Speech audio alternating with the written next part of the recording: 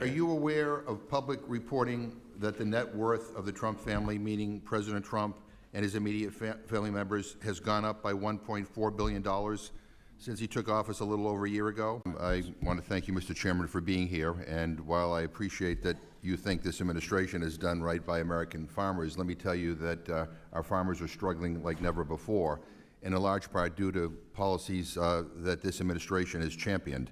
But I want to talk about the predictions markets. As you know, I and others, including Ranking Member Craig, sent you a letter expressing our serious concerns about the possibility of insider trading.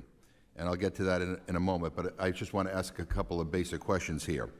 Mr. Chairman, would you say that the two biggest prediction markets, Kalshi and Polymarket, are competing with one another? I mean, they're competitors, right?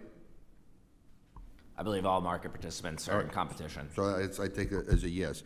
And as competitors in the same field, it would stand to reason then that they're trying to gain an advantage over one another. That's what competitors do, right?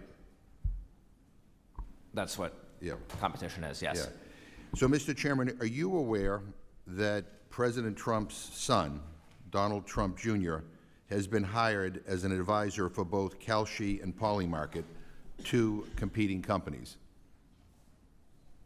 Congressman, I'm aware of this. And would you say that it's accurate then that the Trump family has a financial stake in how these prediction markets are regulated?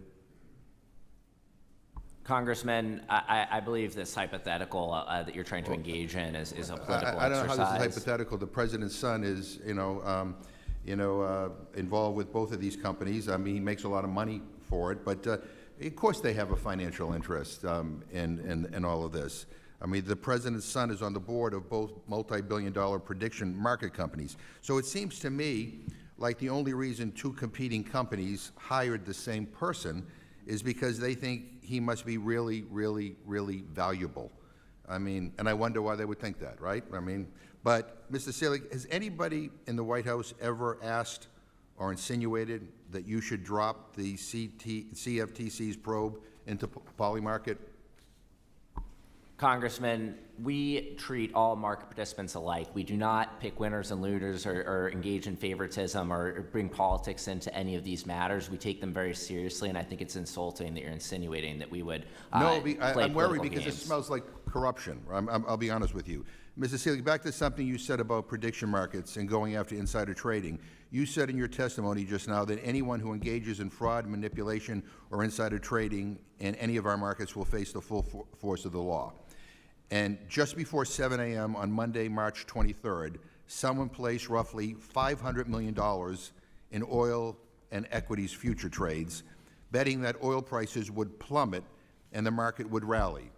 And at 7:04 a.m., President Donald Trump posted on Truth Social that the U.S. had begun ceasefire talks.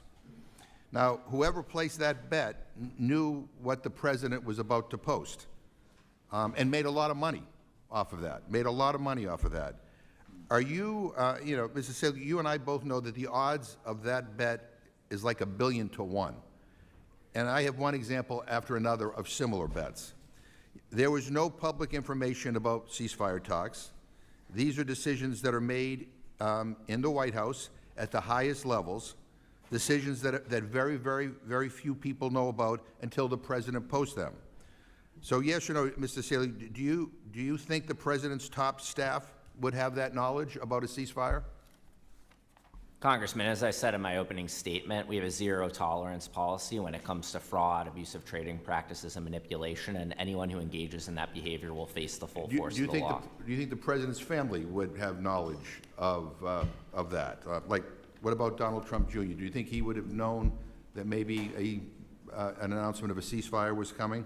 Congressman, I'm not going to play speculation games with you, but I will tell you that we have a zero-tolerance policy when it comes to fraud, manipulation, insider trading, and we will bring actions against those who engage in that behavior. Are you aware of public reporting that the net worth of the Trump family, meaning President Trump and his immediate family members, has gone up by $1.4 billion since he took office a little over a year ago?